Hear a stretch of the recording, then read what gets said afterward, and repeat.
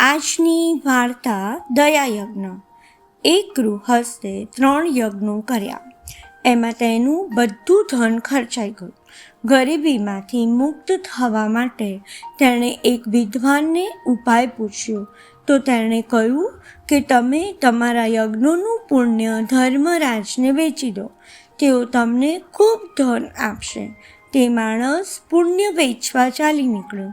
રસ્તે એક જગ્યાએ ભોજન કરવા બેઠો ત્યારે એક કૂતરો પણ ત્યાં બેઠો હતો. તે બીમાર હોવાને કારણે ચાલી શકતો નહોતો.